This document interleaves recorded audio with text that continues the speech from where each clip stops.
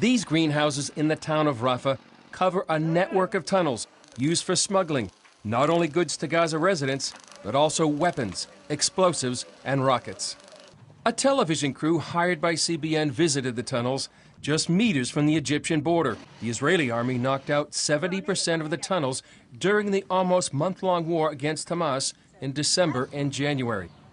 Most of the tunnels around here are destroyed by Israel and Egypt. Israel hits one tunnel directly, and 10 more are damaged around it. But when the bombing ended, work on the tunnels resumed.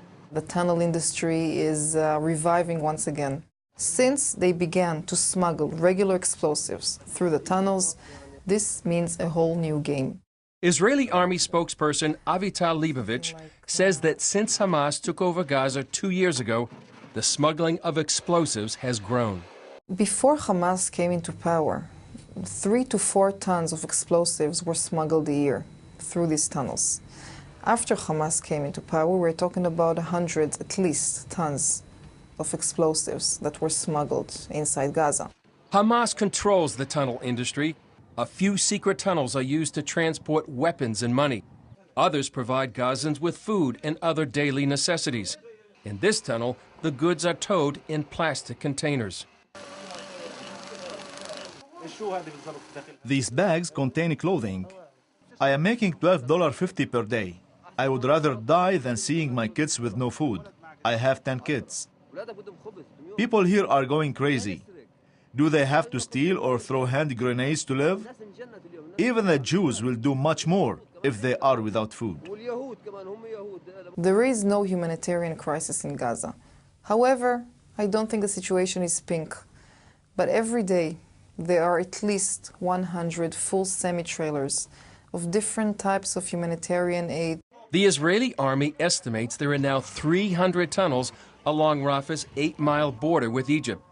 Half of Gaza's population is under 50, and hundreds of young tunnel diggers are working night and day to reopen the tunnels despite the risk. Israeli jets? So what? My job at the tunnels is death by itself. This young worker almost died during a tunnel collapse. When the tunnel collapsed on us, I had no hope to be alive.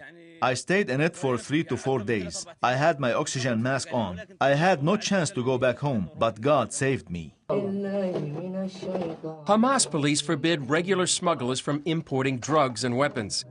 They fear the weapons could fall into the hands of the rival Fatah party. The Israelis say the Gaza tunnels are just part of a much larger operation funded by Iran. It also includes smuggling through the large desert areas of Africa and the Middle East, supervised by Syrian operatives and the Lebanon-based Hezbollah. Israel's airstrike in Sudan earlier this year stopped one such operation.